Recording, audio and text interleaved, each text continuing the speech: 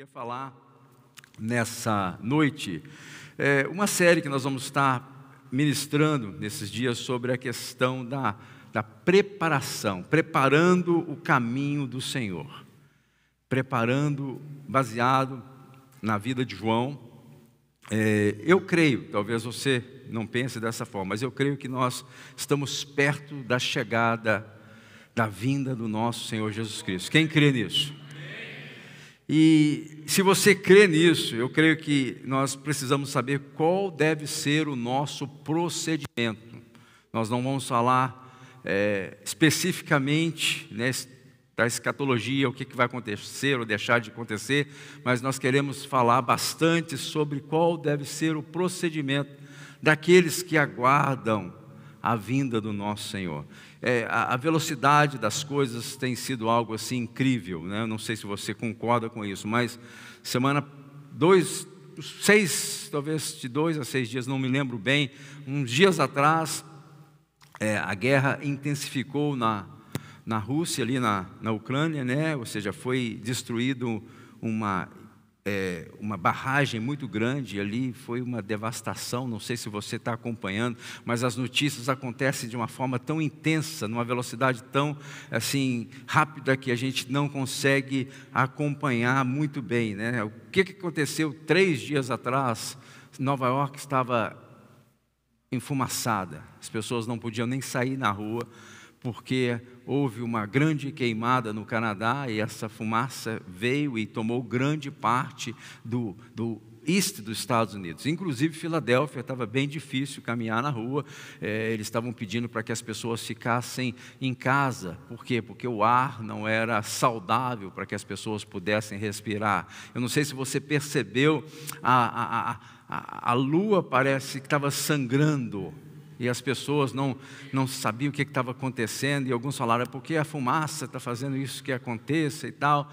Aí me lembrei, quando Pedro ministra, logo depois da descida do Espírito Santo, ele fala que o sol se converteria, né, em darkness, em escuridão, e a lua em sangue. Ou seja, gente, as coisas estão acontecendo. Então, eu creio que nós precisamos, como povo de Deus, estar preparados, que nós precisamos de estar, né, com essa expectativa da vinda do nosso Senhor Jesus Cristo. Eu temo que estamos vivendo em tempos que as pessoas ou as igrejas não têm falado como deveriam sobre esse assunto que é tão relevante, tão importante na nossa caminhada como filhos do Senhor, né?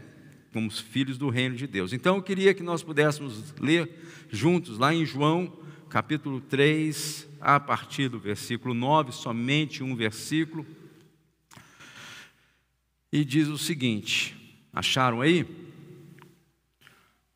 A palavra do Senhor diz o seguinte aqui: o que tem a noiva é o noivo, o amigo do noivo que está presente é o que ouve muito e se regozija por causa da voz do noivo, pois essa alegria já se cumpriu em mim.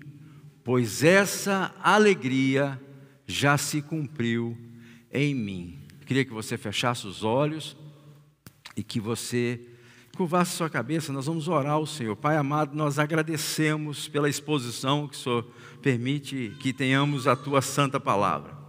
Nós te pedimos que o Senhor possa falar conosco nessa noite, que a palavra seja como um martelo que esmiuça a rocha, a penha, que seja como uma espada, Senhor, de 2 cortes que penetra, Senhor, o nosso coração, que a Tua palavra venha sobre nós e não volte para o Senhor vazia, mas que faça aquilo que é o propósito do Teu coração. Pai, em nome de Jesus, Senhor, que haja nessa noite compreensão. Nós não queremos somente informações, nós queremos revelação que vem da parte do Senhor, para que haja transformação nos nossos corações. Pai, em nome de Jesus, eu peço que o Senhor repreenda a ação do mal, que o Senhor possa permitir que o Teu povo, Senhor, possa verdadeiramente entender, Senhor, aquilo que o Senhor está falando conosco. Senhor, nós agradecemos desde já, oramos em nome de Jesus. Você pode falar amém? Glória a Deus. Quem disse essa palavra foi João Batista, e é muito importante sabemos disso. Por quê? Porque existe uma declaração que saiu dos lábios do nosso Senhor Jesus sobre a pessoa de João, e o Senhor diz o seguinte: daquele que nasceu de mulher, nascido de mulher, não se levantou ninguém maior do que João Batista. Você vai encontrar isso lá em Mateus, capítulo 11. Ou seja, o próprio Jesus falando sobre João. Nascido de mulher, não se levantou ninguém maior do que João. Então, quando nós observamos essa afirmação de Jesus, nos chama a atenção. Por quê? Porque nós temos homens que foram muito usados por Deus. Nós temos Abraão, que foi o nosso pai da fé, e o Senhor Jesus falou que nascido de mulher não houve nenhum maior do que João. Nós temos Moisés, que foi usado por Deus, o Senhor usou ele poderosamente, entregou a ele a lei, ele tirou o seu povo, do Egito, levou para a terra ali, e a segunda afirmação de Jesus: não há ninguém nascido de mulher maior do que João. O próprio Davi, que foi tão usado por Deus, e tantos outros homens que a gente poderia lembrar aqui, mas nascido de mulher não houve ninguém maior do que João. Então é importante o que nós vamos estar falando sobre João e sobre as palavras que o Senhor Deus colocou nos lábios dele para que hoje possamos receber. O que estava acontecendo aqui? Quando você lê esse capítulo 3 de João, um dos capítulos mais poderosos das Escrituras, você vê no começo do capítulo o Senhor ensinando a Nicodemos ali sobre o reino de Deus, e o Senhor fala ali coisas tremendas no começo do capítulo 3, na segunda parte do capítulo, você vê acontecendo algo muito interessante. Você vai ver que houve ali uma contenda. A Bíblia diz que houve uma contenda dos discípulos de João com o judeu. E a gente não sabe muito bem o porquê isso, a não ser que foi por causa da purificação. Judeus muito zelosos, alguma coisa ali aconteceu e eles começaram a discutir. E a Bíblia diz, logo acima desse texto que nós lemos, que esse discípulo foi ter com João, e ele fala algo muito interessante com João. Ele fala assim, aquele que o Senhor deu testemunho, falando de Jesus, ele está batizando, e todo mundo está indo atrás dele, no versículo 26 do capítulo 3 de João. Ou seja, o que a gente entende ali nessa fala desse homem, desse discípulo de João Batista? Havia sim ali uma frustração por causa daquilo que estava acontecendo, mas a gente vê também ali um espírito de competição. O que ele fala com João? Olha aqui, o que está acontecendo. Você foi dar testemunho daquele lá, João falou de Jesus: eis o Cordeiro de Deus que tira o pecado do mundo. E agora o que está acontecendo é que está todo mundo indo para lá batizar. Então agora existia duas frentes de batismo. Estava agora João batizando em Enom, e Jesus batizava agora do outro lado do Jordão. Esse discípulo de João não gostou muito da situação, sentiu talvez ameaçado, e foi ter com João e falou assim: a popularidade aqui está ficando mais baixa, a visualização aqui diminuiu. O povo está indo lá para ele, então já na frequência aqui já não é como era antes. Então ele talvez se sentiu ameaçado, e aí João vem com uma resposta. João vem e claramente fala o que estava acontecendo. João dá a resposta, ele fala assim: ninguém, presta atenção na resposta de João. Número 1, ele fala assim: ninguém pode receber coisa alguma se não vier lá do alto. Isso aí que ele vem e explica para aquele discípulo. E ele fala assim: eu falei que eu não sou o Cristo, eu não sou o Messias. Então você vê claramente a identidade de João ali, como ele lida com a situação. Ele não ficou alarmado com aquela fala daquele discípulo. Ele falou assim: eu não sou o Cristo, já tinha avisado para vocês.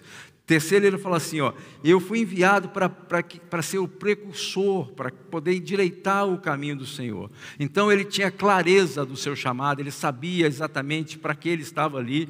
e ele não tinha crise, né, com isso, né? Ele fala assim, eu fui enviado justamente para isso. O 4, ele fala assim, é necessário, presta atenção que isso é tremendo, é necessário que ele cresça e que eu diminua. Você percebe o coração de João? Como ele não estava preocupado com as coisas que as pessoas estavam falando, ele não estava preocupado com a sua própria vida, mas ele estava concentrado, focado naquilo que ele foi chamado para fazer. E ele fala claramente, é necessário que ele cresça e que eu diminua. E 5, ele fala assim, eu sou o amigo do noivo. Eu sou o amigo do noivo. Ele fala assim, ele está presente, ele ouve o que o noivo fala e se alegra com a voz do noivo. O que nós vamos trabalhar nessa noite, para que a gente entenda isso que estava acontecendo, é sobre ser o amigo do noivo. Eu creio que existe uma responsabilidade sobre a igreja. Eu creio que a vinda do Senhor não é uma promessa condicional, ou seja, não depende de nós, o Senhor virá. Glória a Deus por isso. Ele virá.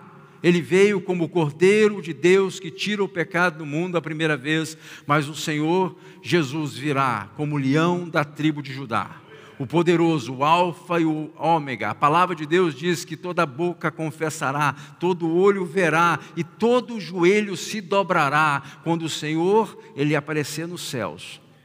Então ele não vai vir mais como o carpinteiro que nasceu em Belém, que morou em Nazaré e que teve o seu ministério em Cafarnaum. Ele não vai vir dessa forma, ele vai vir como Rei dos Reis e Senhor dos Senhores. Então, essa promessa que nós temos não é condicional. A igreja, a gente não pode evitar a vida do Senhor. Porém, isso não exime a igreja da responsabilidade de preparar o caminho para a vinda do Senhor. Então, essas duas verdades, elas não são contraditórias, elas caminham juntas. Então, nós temos sim, como o Senhor envia João Batista para ser, aquele que prepararia o caminho do Senhor na sua primeira vinda. Hoje nós somos igreja do Deus vivo e nós devemos nos preocupar, nós devemos nos encarregar de preparar o caminho do Senhor. Então, quando você vê aqui a declaração, eu sou o amigo do noivo, ele fala claramente que está ali do lado, preparando, auxiliando, e existe uma linguagem na Bíblia que chama a igreja de noiva do Senhor, a noiva do Cordeiro. Jesus é o noivo, e nós somos aqueles que se dispuserem, não, nem todos, mas nós deveríamos ser o amigo do noivo, aqueles que estão preparando, aqueles que estão se deixando o Espírito Santo trabalhar o nosso coração para que nós possamos nos envolver na totalidade dessa grande obra de sermos os precursores, aqueles que estão aqui preparando para que o Senhor Deus envie o seu Filho e Ele possa cumprir toda a sua palavra. Então, agora é muito difícil nós entendermos toda essa linguagem alegórica se nós não entendemos um pouco sobre a cultura judaica e sobre principalmente a questão do casamento. A gente fica meio perdido quando a gente escuta essas questões, nessas palavras da Bíblia, e a gente, como não estamos inseridos nessa cultura, vivemos numa cultura completamente diferente da cultura judaica. Eu tenho certeza que você já participou de muitos casamentos, você sabe como é, mas no tempo de Jesus, dentro dessa cultura, era completamente diferente. O casamento, ele tinha 3 partes. O casamento judaico, ele era subdividido em 3 partes. Quantas partes, igreja? 3 partes. A parte inicial era a parte do acordo. O que acontecia ali? O pai do noivo, ele geralmente ia com o noivo, na casa do pai da noiva e batia. E ali eles sentavam, primeiramente tinha um período que eles se apresentavam, introduziam um ao outro ali, explicando quem eram, e ali eles começavam a falar sobre o assunto que era, né, que levou, né, ou seja, o casamento em si. E ali eles começavam a discutir muitas coisas, discutir a questão do dote, o que era, né, aquilo que era entregue, né, para que pudesse haver de fato o casamento. E ali essa passagem nos lembra o que fala lá em Apocalipse capítulo 3, 2, fala o seguinte, 3:20 fala assim: eis que estou à porta e bato, aquele que abrir a porta, eu entrarei na sua casa, cearei com ele e ele comigo. Ou seja, a gente começa a entender um pouco melhor. E ali nessa primeira, na fase introdutória desse casamento, eles tinham uma conversa e ali discutiam vários detalhes que ia acontecer neste casamento. Tinha algo que tinha, né, que ser entregue, o dote tinha que ser entregue na mão do pai da noiva. Era, às vezes, quantia financeira que já era entregue ali, uma parcela para que pudesse começar os preparativos, né, da noiva. Interessante que tudo ali era acordado em princípio, mas nada assim poderia ser feito até que fosse assinado um termo. Era assinado. E ali eles iam na presença de 2 testemunhas, e ali faziam tudo isso, era acordado, e ali começava a segunda fase. Depois que tudo, né, falava sobre o tempo, tinha tempo, né, não era de qualquer forma, tinha um tempo que ia acontecer o que nós chamamos hoje de noivado, mas naquela época era algo muito mais sério. Ou seja, ali começaria a segunda parte, que era a etapa da preparação. Depois de assinado esse termo, né, entre o pai da noiva e o pai do noivo, ali o noivo voltaria para a casa do seu pai, e ali começaria ele a fazer uma obra, uma casa, para que pudesse, no devido tempo, ir lá buscar a noiva, para que eles pudessem ali consumar o casamento. Isso demorava tempo, o tempo já era colocado no contrato, vai demorar 1 ano, para que o noivo pudesse ir para a casa do pai, construir na casa do pai uma casa, para que depois, no tempo, né, devido, ele pudesse ir buscar a noiva. Bem diferente, né? Interessante que esse tempo que gastava entre a primeira fase e a preparação, eles já estavam desposados, ou seja, eles já estavam comprometidos. Ali não poderia mais haver nenhum tipo de, né, ou seja, ela tinha que esquecer outros candidatos e ela agora pertencia a ele.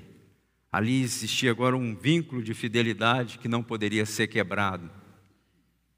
E ali, né, o esposo, o noivo, no caso, ia para a casa do seu pai e começava a construir. E aí a gente lembra daquela passagem quando o Senhor Jesus vai consolar os seus discípulos, né, ele fala assim, na casa não turve o vosso coração, credes em Deus, creem também em mim, na casa do meu pai tem muitas moradas, se não fosse assim eu não vos teria dito, eu vou para a casa do meu pai, eu vou construir uma morada, eu vou construir uma casa, para que eu volte, e aonde eu esteja, vocês estejam comigo. Interessante que as coisas começam a fazer sentido, quando nós entendemos a cultura, entendemos que Jesus está falando. Então essa fase de preparação era muito importante. Nesse meio tempo, a noiva ficava na sua casa, na casa dos seus pais, né, despedindo ali um tempo que ela ficava com seus pais, se preparando para o dia, de fato, que o casamento seria consumado, e ela aprendia com as mais velhas a ser uma boa dona de casa, e também era separado, né, algumas damas que andavam e ficavam com ela, esse tempo, despedindo das suas amigas. E aí a gente começa a entender, quando nós lemos lá em Mateus capítulo 25, quando fala das 10 virgens. Geralmente a companhia dessa jovem que ia se casar, era colocado outras para que pudessem auxiliá-la, para que ela pudesse ter aquele período ali e de preparação para que acontecesse, né, o casamento. E a terceira fase começava quando o noivo regressava. Depois de ter construído, depois de ter já edificado a sua casa, aí ele precisaria da parte do seu pai, porque noivo sempre quer casar, não é verdade? O mais rápido possível, às vezes ele começa a atropelar um pouco, mas seu pai ali daria uma autorização para que ele pudesse voltar, e ali geralmente isso acontecia de noite. Ele tinha um grupo de homens que iam com ele, e eles saíam para que eles pudessem ir agora na casa do pai. E agora acontecia que eles chamavam ali a noiva, e aí a gente começa a entender um pouco a parábola das 10 virgens. Isso geralmente acontecia de noite. Eles levavam espadas, e era algo um pouco alegórico, porque era como se um rei estivesse saindo num país distante, indo agora para outro país para resgatar a sua noiva. Coisa maravilhosa, né? Tremendo. Então, tudo isso acontecia, mas tinha o amigo do noivo, aquele que estava sempre com ele, sempre estava perto, né? Não somente no começo de todo esse casamento, mas até o final, ajudando na construção da casa, e geralmente era ele que voltava fazendo o cortejo do noivo, e ele que dava o grito: eis o noivo! E isso depois eles voltavam para a casa do seu pai, e ali era um casamento de 7 dias. Já pensou um casamento de 7 dias, gente? Casamento é difícil, às vezes um dia. Imagina 7 dias. E 7 dias de casamento, somente o casamento era consumado quando havia o ato sexual. E ali provado que aquela que foi desposada, aquela ali era uma virgem. E ali, de fato, o casamento era consumado, o dote era pago na sua totalidade, ou seja, ali tinha 7 dias de festa, eles se alegravam na presença de Deus, dança, muita comida e muita alegria das duas famílias. Tudo isso acontecia. Aí, sim, o casamento. Por que isso é importante? Porque quando a gente entende esse contexto, a gente começa a entender muito melhor as palavras de Jesus. Eu queria ler com você o que o Senhor fala lá em Mateus capítulo 25. Eu tenho certeza que agora, entendendo um pouco melhor a questão histórica, a questão cultural, você vai olhar e vai ver essa parábola de forma diferente. A palavra do Senhor diz o seguinte, lá em Mateus capítulo 25, 1. O reino dos céus será, pois, semelhante a 10 virgens que pegaram as suas candeias e saíram para encontrar com o noivo. 5 delas eram insensatas e 5 eram prudentes. As insensatas pegaram as suas candeias, mas não levaram óleo. As prudentes, porém, levaram óleo em vasilhas, junto com as suas candeias. O noivo demorou a chegar, e todas ficaram com sono e adormeceram. À meia-noite, ouviu-se um grito: o noivo se aproxima, saiam para encontrá-lo. Então, todas as virgens acordaram e prepararam as suas candeias. As insensatas disseram às prudentes: dai-nos um pouco do seu óleo, pois a nossa candeia estão se apagando. Elas responderam: não, pois pode ser que não haja o suficiente para nós e para vocês. Não, vão comprar óleo para vocês. O 10 diz o seguinte: e saindo elas para comprar o óleo, chegou o noivo, e as virgens que estavam preparadas entraram com ele para o banquete nupcial, e a porta foi fechada. Mais tarde vieram também as outras e disseram: Senhor, Senhor, abre a porta para nós. Mas ele respondeu: em verdade, não as conheço. 13 diz o seguinte: portanto, vigiai, porque vocês não sabem o dia nem a hora. Interessante que quando a gente lê essa parábola, a gente às vezes fica muito focado na questão das 10 virgens, das prudentes, das insensatas, mas toda essa história foi dita por Jesus para que a gente possa chegar aqui no versículo 13 e entender o que ele está querendo que aconteça. Ele fala assim, portanto, vigiai, porque vocês não sabem o dia nem a hora. Então, é necessário que haja o que ele chama de vigiar. Agora, é difícil para a gente pegar essa palavra e trazer para o nosso contexto. O que é esse negócio de vigiar? Vou ficar assim olhando, prestando atenção. O que é isso? O que Jesus está falando? Jesus está falando que nós devemos criar uma expectativa da vinda do nosso Senhor. A gente não pode perder essa expectativa, a gente não pode andar como o mundo anda, a gente não pode fazer tudo que o mundo faz sem que haja em nós essa expectativa que, de fato, nós cremos na vinda do nosso Senhor Jesus Cristo. Amém, igreja? Ele vai voltar.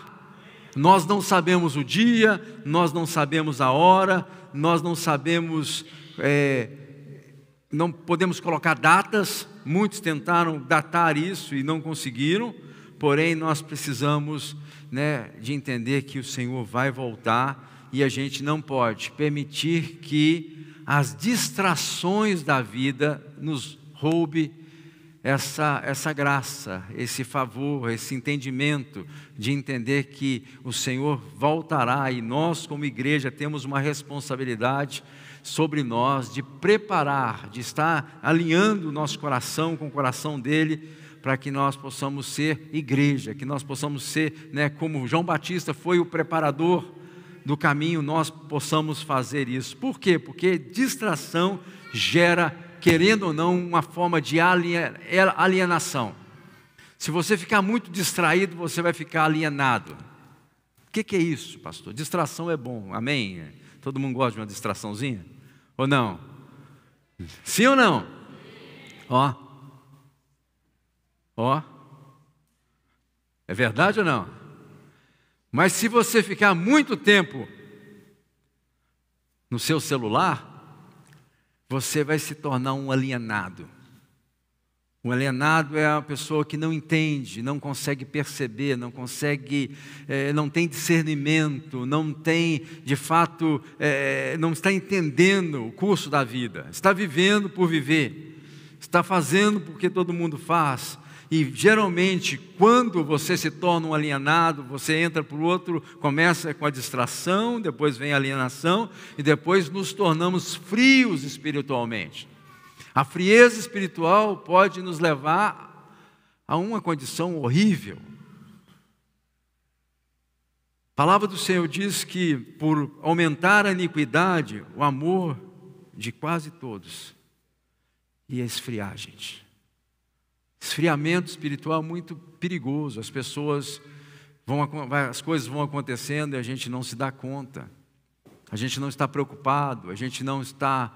E, na verdade, amor é se envolver com as pessoas. A gente começa a amar quando nós nos envolvemos. Mas, quando a pessoa se torna fria espiritualmente, ela não quer se envolver, não quer fazer aquilo que Deus nos chamou para fazer. E a gente vê exemplos que uma distração fez com que pessoas que tinham chamado, caso, por exemplo, de Davi. Davi, um dia, ele levantou e foi passear no terraço da sua casa, e ali ele viu uma mulher, e ali ele começou a observar, distraiu com ela, e a gente sabe o que deu, Ele adulterou com ela, e a sua vida dali para frente, ela foi bem difícil, por causa das consequências desse ato. E outros, por exemplo, na parábola das 10 virgens, você vê que todas adormeceram, elas estavam distraídas, elas pegaram no sono. A gente vê em outros casos, por exemplo, na vida de Sansão. Sansão, ele verdadeiramente, ele se distraiu, ele sabia tudo que não podia fazer, e tudo que não podia fazer ele fez. Isso é algo que a gente deve tomar cuidado com isso. Por quê? Porque senão a gente se torna frio espiritualmente, a gente não se envolve com isso que é tão importante na nossa vida como servos do Senhor. A expectativa que deve ser gerada nos nossos corações para a vinda do nosso Senhor Jesus Cristo.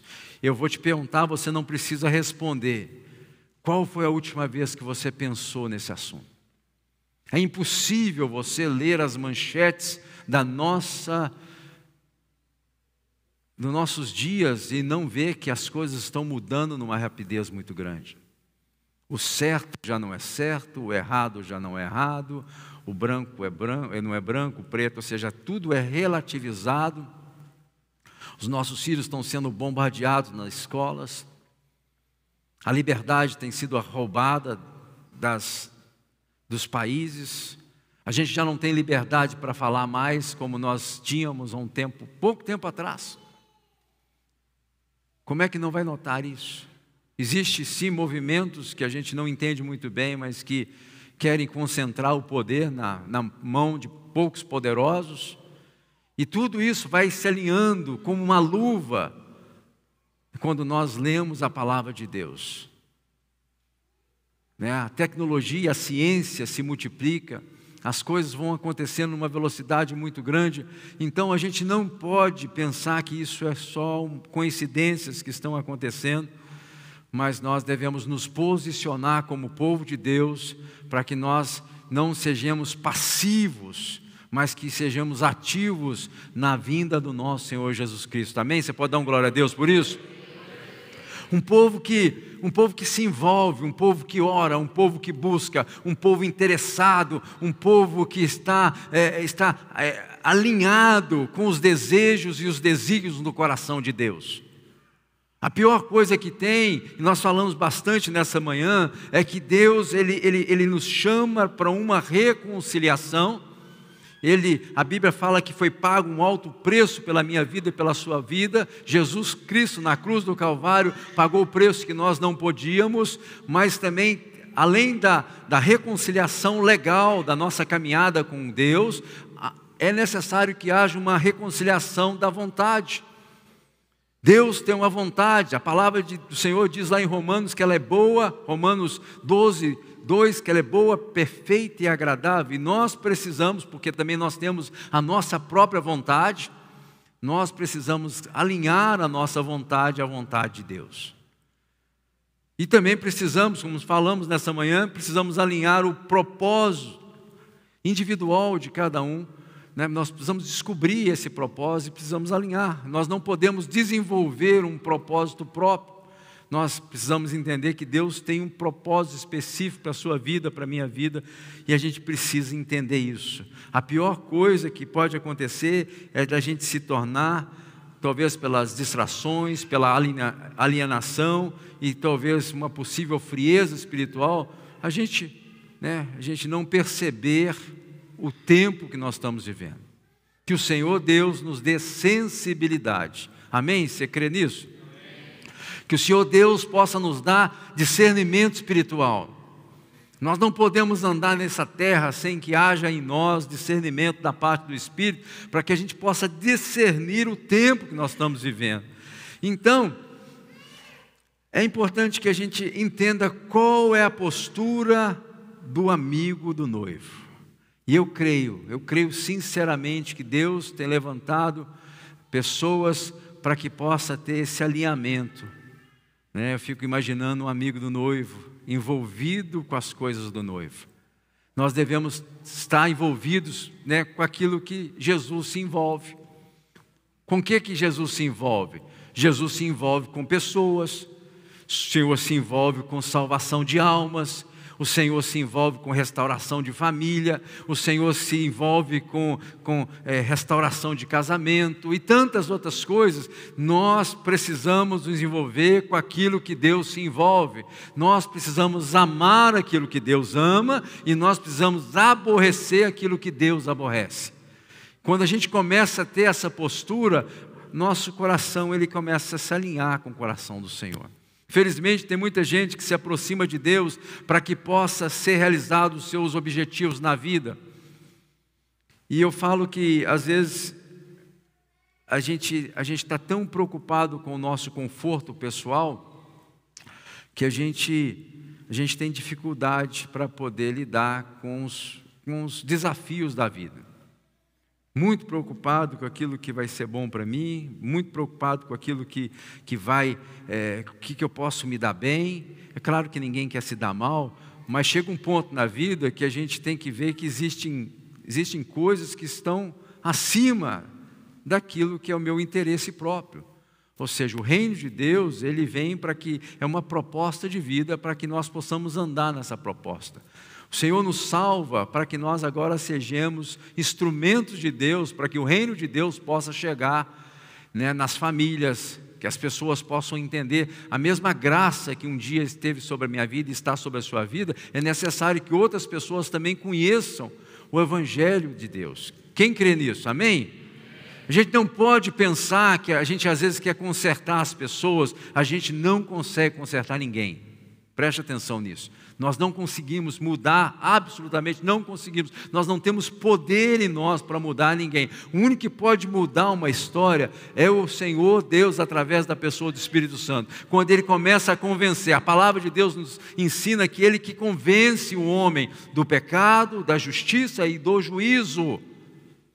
Uma vez que o homem se convence disso, ele fala assim: eu não posso mais continuar nessa vida, eu não posso continuar fazendo as coisas que eu estou fazendo, eu tenho algo que testifica dentro de mim, que tem algo melhor para mim. Quando a gente vê, essa é a operação do Espírito Santo sobre a vida de uma pessoa.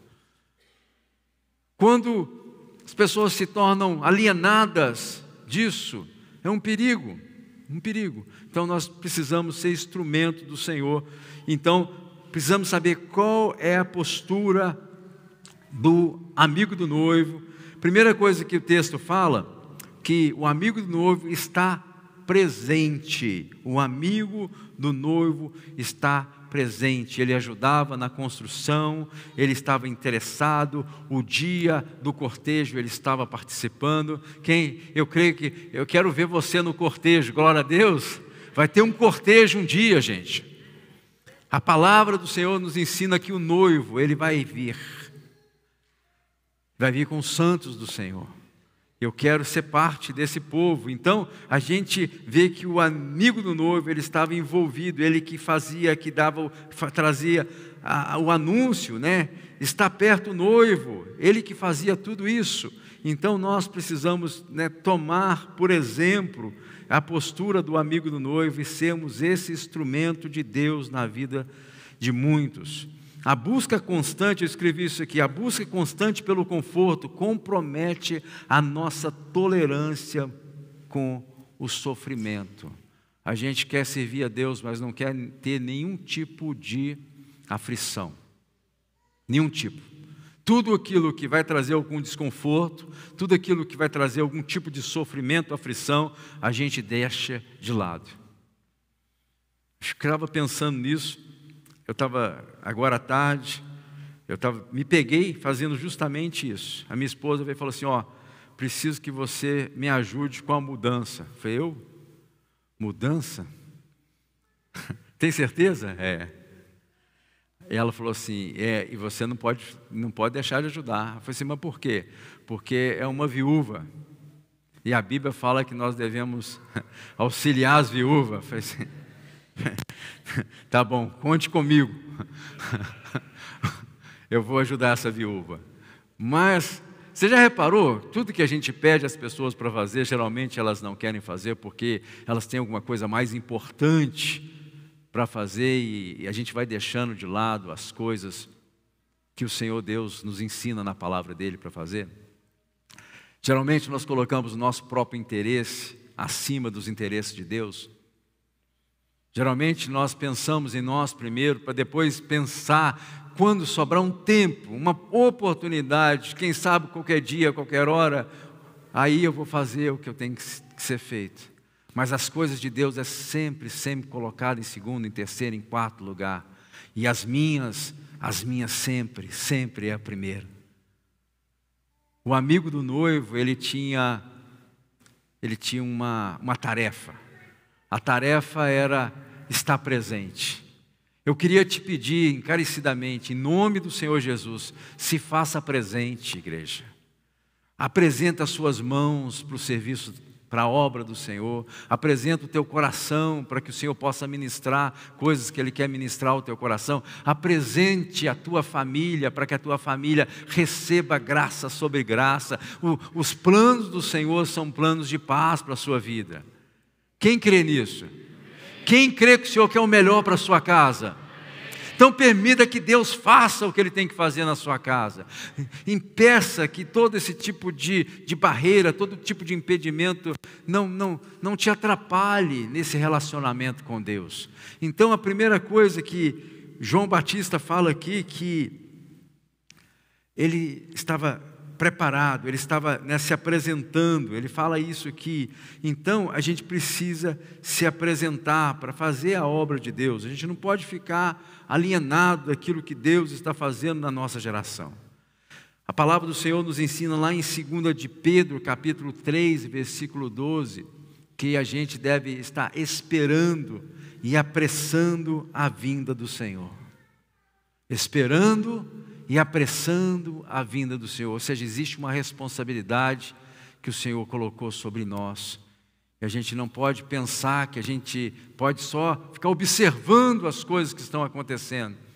E fala assim, não, mas o mundo está ruim, hein? Misericórdia, mas a misericórdia agora é uma violência. Você não sabe disso, mas Filadélfia é uma das cidades mais violentas da América. É muita gente que está sendo morta aí, sem saber que está sendo morta. Ontem, uma mãe foi resgatar um filho, um neto, na verdade, que estava lá no West Filadélfia, e parece que ele estava envolvido com droga, e ela foi com o seu marido tentar resgatar ele de uma confusão que estava acontecendo, e ali foi feito uns disparos, ela tomou um tiro no pescoço e veio a óbito. E assim vai acontecendo, não sei se você sabe, a 95 acabou de cair, a 95 caiu, gente, que absurdo. Todo o trânsito do norte da América, aqui do oeste, do East, passa pela 95 para ir para os estados do sul. Então, não sabe se é um ataque terrorista, não sabe se a pessoa esqueceu o caminhão, não sabe, ainda não sabe. Mas o mundo todo já está sabendo disso. A Casa Branca já foi comunicada. Ou seja, coisas estão acontecendo numa velocidade que a gente nem tem condições. O que é que nós temos que fazer então, pastor? Nós temos que estar esperando e apressando a vinda do Senhor. Mas a gente não pode esperar passivamente. A gente tem que ser ativo na espera. Nós temos que ser mesma postura do amigo do noivo. O amigo do noivo não está ali olhando para ver o que está acontecendo, ele está envolvido, porque aquilo que é interessante para o noivo é interessante também para o amigo do noivo. Aquele que tem a noiva é o noivo. João fala assim, mas eu me alegro nisso, E a gente deve se alegrar com aquilo que o Senhor está fazendo. Aí você pode perguntar o que nós temos que fazer. Em Pedro fala que nós devemos fazer isso, né? Ele fala sobre santo procedimento e com piedade. Santo procedimento fala da minha postura pessoal. Como eu estou com a minha vida com Deus? Como é que está a minha vida? Como é que está o meu relacionamento com Deus? Piedade está falando do meu relacionamento com as pessoas de fora. O que eu estou usando a minha vida para fazer? O que eu estou fazendo com a minha vida? O que eu estou gastando os meus dias? O que eu estou gastando o meu tempo? Eu estou só pensando no meu umbigo? Só estou pensando na minha vida? Ou, de fato, eu estou investindo naqueles que estão do meu lado, no meu próximo? Piedade está falando de eu fazer algo para alguém. Essa é a forma que nós esperamos, e apressamos a vinda do nosso Senhor e Salvador Jesus Cristo. Então, a segunda coisa que o noivo faz aqui, a Bíblia fala que ele ouve muito. Ouve o quê, pastor? Ele ouve a voz. A voz, o amigo do noivo ouve a voz do noivo. Ou seja, ele é direcionado pelo noivo. Ele está escutando o que está acontecendo. Quem vai casar é o noivo. Quem vai chamar a noiva é o noivo. Mas o amigo do noivo, ele está envolvido, ele está construindo, ele está enganjado, ele está fazendo, está esperando, está apressando a vinda do Senhor. Interessante, né? O Senhor Jesus, quando estava aqui na terra, ele falou assim, ninguém sabe, nem os anjos do céu, somente meu Pai que está no céu. E o noivo, ele não poderia retornar até que o pai liberasse. O pai falar, pode ir, filho, já é o tempo. E nós sabemos que nada, todas as coisas já estão preparadas para que o Senhor possa voltar, ou seja, para que o Senhor venha buscar a sua noiva. Mas o que nós temos que fazer, o amigo do noivo, ele deve escutar a voz de Deus. E eu queria perguntar para você, você tem ouvido o Senhor? Como é que está o seu nível de intimidade com o Senhor? Como é que está a sua sensibilidade para ouvir a voz de Deus? Quem sabe que o Senhor tem boca aqui? Glória a Deus. O Senhor tem boca, Ele fala conosco. E nós precisamos ter o ouvido aguçado, o ouvido aberto. Quem tem ouvido para ouvir, ouça o que o Espírito diz à igreja, às igrejas. Então tem que ter ouvido para ouvir o que o Senhor está falando conosco. Salmo 25:14 diz assim: a intimidade do Senhor é para aqueles que o temem, aos quais Ele dará a conhecer a sua aliança. Existe uma aliança, e Ele quer que as pessoas, aqueles que são íntimos dEle, possam conhecer. Mas isso é para aqueles que são íntimos, é para os amigos do noivo, aqueles que compartilham, aqueles que estão juntos, aqueles que estão caminhando, aqueles que estão lutando pela mesma causa. Isso não pode ficar fora das nossas vidas. O Espírito Santo, ele dá cada toque na gente. A gente não pode se acostumar a não ouvir a voz de Deus. Ele não vai falar de uma forma, talvez, audível, como eu estou falando aqui, mas o Espírito de Deus comunica com o meu espírito. Ele me orienta, Ele me direciona. Estava lá em casa e Ele falou comigo. Você quer ouvir o que Ele falou comigo? Quer ou não? Você está muito vaidoso. Está muito vaidoso ainda. Interessante, né? O Senhor fala com você, não? O Senhor fala com o nosso espírito. O Espírito de Deus fala com o nosso espírito. Ele nos corrige. Ele nos alinha. Ele nos conserta. Ele nos disciplina. O amigo do noivo, ele fala muito com o noivo. Ele tem relacionamento, ele tem intimidade, ele é íntimo, ele pode falar, porque ele tem um ouvido ali que escuta. Interessante, eu já dei exemplo aqui antes, mas é importante. Lá em casa nós temos um cachorro, tá? Ele já está conosco, já tem 12 para 13 anos. E o Kobe é muito interessante, que ele não faz as necessidades dele lá dentro da casa. Há muitos anos que não faz. E ele é insistente. Quando ele tem que fazer as necessidades dele, ele vai lá, ele late, ele dá umas voltas assim, e late outra vez. E enquanto a gente não vai lá e abre a porta, ele não sai. Ele não faz também dentro das necessidades. E aí, um dia eu estava perguntando, né, a turma lá em casa, eu falei assim, por que o Kobe só vem falar comigo?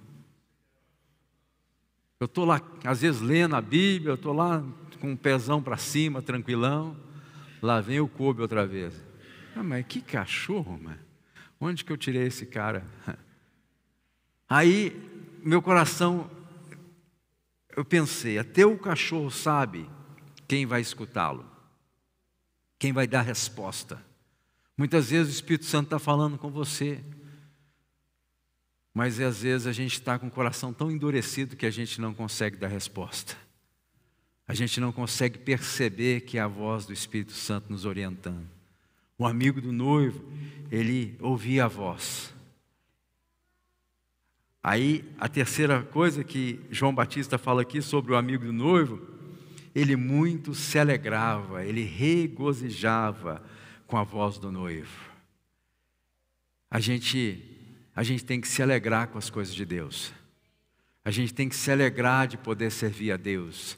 A gente tem que se alegrar por ter sido comprado pelo sangue do Cordeiro Jesus Cristo. A gente tem que se alegrar porque nós estamos longe de Deus e o Senhor nos aproximou para perto.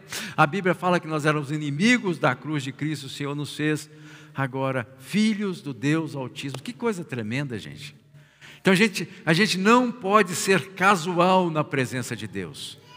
Essa casualidade é perigosa. O que é casualidade, pastor? É tratar Deus com indiferença. É tratar Deus como se as coisas que Deus tem feito por nós é banal, é comum. E não é comum, gente. O Senhor está nos livrando do inferno. O Senhor está nos livrando e a nossa casa de uma condenação eterna. E não é mérito nosso, é bondade de Deus. É graça imerecida, é o Senhor Deus nos resgatando numa condição miserável para que nós possamos agora ter relacionamento com Ele de eternidade a eternidade. Então nós precisamos de nos regozijar com aquilo que Deus está fazendo, né? O noivo, o amigo do noivo se alegrava na presença daquilo tudo que estava acontecendo. Ele falou, quem tem a noiva é o noivo, mas eu me regozijo, eu me alegro. E a gente precisamos que as nossas emoções se envolvam com o nosso relacionamento com Deus. A gente é um ser almático, nós temos uma alma, então nós não podemos nos esquecer disso. Eu adoro o Senhor com o meu corpo, com o meu espírito, com a minha alma, com todo o meu ser. Eu preciso entender que as minhas emoções, elas precisam ser convertidas a Deus também.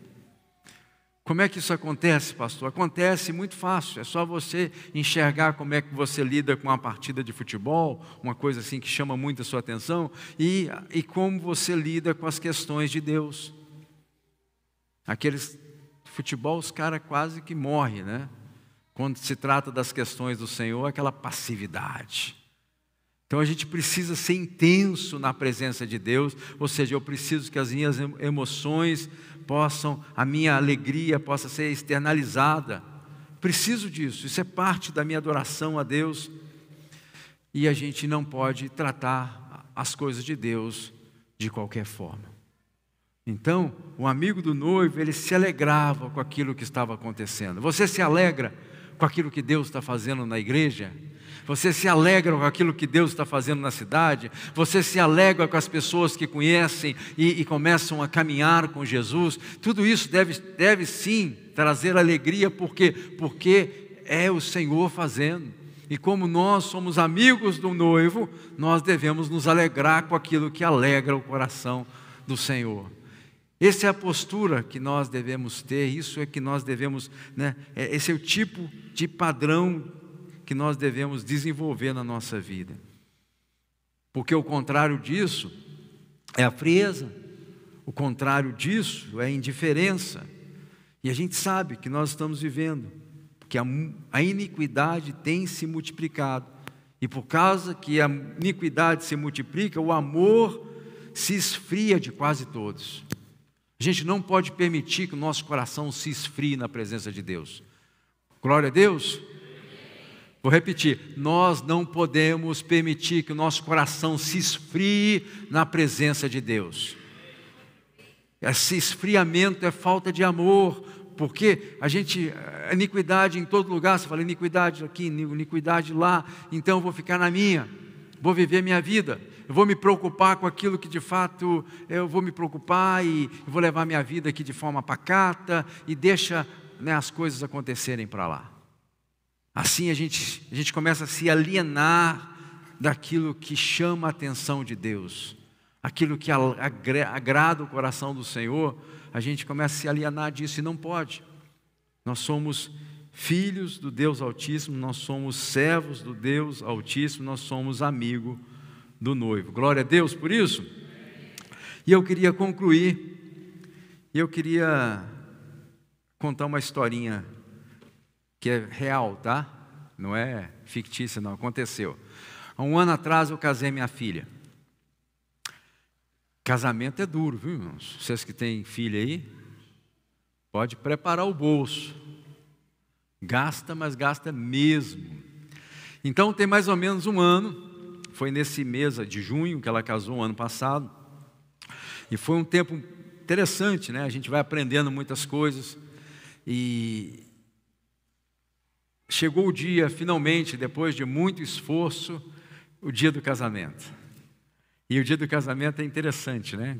Assim, todo mundo nervoso e o casamento, ela queria que fosse ao ar livre, e aí começou o céu ficar cinza, coisa, eu falei assim, meu Deus, esperou tanto tempo para o casamento e vai cair a gente fala lá em Minas, pé d'água, lembra desse termo, pé d'água? Vai chover com força, vai molhar a maquiagem, vai ficar uma sopa de maquiagem, vai ficar uma lambança aqui, pensei comigo, né? E a gente pediu graça ao Senhor e não choveu, foi uma benção, deu para tirar foto, porque se tivesse chuva ia ser, nem foto conseguiria tirar assim, naquele ambiente que separou, tá? Então foi bem dinâmico o negócio, foi adrenalina pura.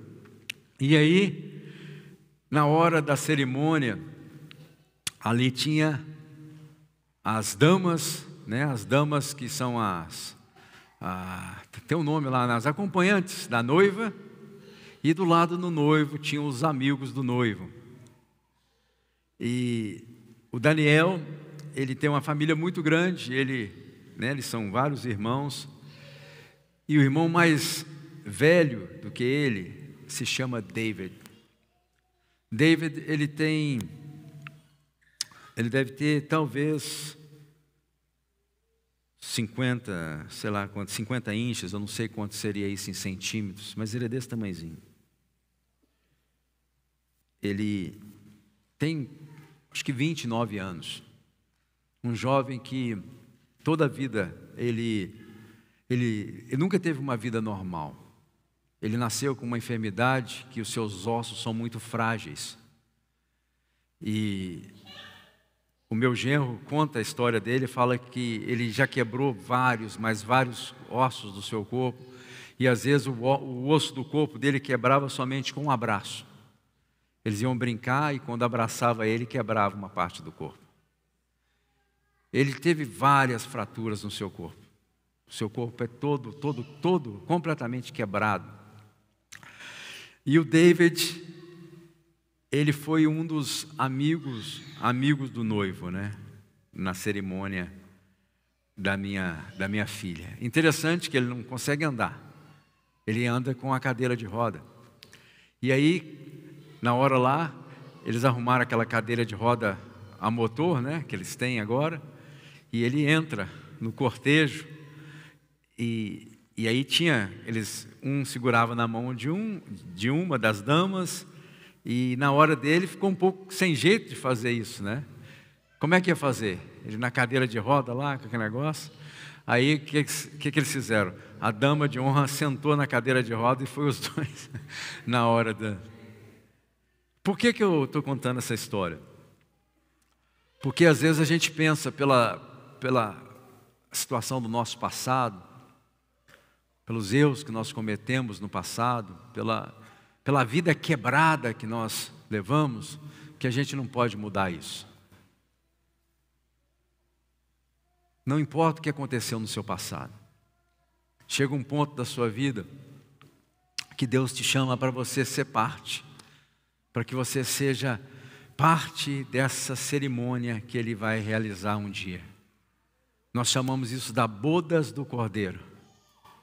O Senhor vai fazer, né, algo que nem olhos viram, nem ouvidos ouviram, nem jamais penetrou no coração humano o que o Senhor vai fazer. O Senhor vai ter uma cerimônia assim, que vai encher a terra. A glória do Senhor vai ser parte dessa cerimônia, porque a presença do Senhor vai estar nesse lugar. E não importa a sua história, não importa se você foi quebrado pela vida, não importa quantos ossos que a vida já te quebrou, sempre, em Cristo Jesus nós temos a possibilidade de começar de novo. E nos tornarmos também amigos do noivo. Essa é a vontade de Deus. Ele vem para resgatar a igreja, mas Ele tem nesses dias levantado amigos, homens e mulheres, né? Amigas que pensam e sonham e planejam, se envolvem e estão, né, participando daquilo que Deus está fazendo. Jesus uma vez falou algo muito interessante, ele falou assim: eu só faço o que eu vejo meu Pai fazer. E esse é o tipo de postura que a gente deve ter como servos de Deus, de fazer e se envolver com aquilo que Deus está fazendo. Eu queria convidar você a ficar de pé em nome de Jesus.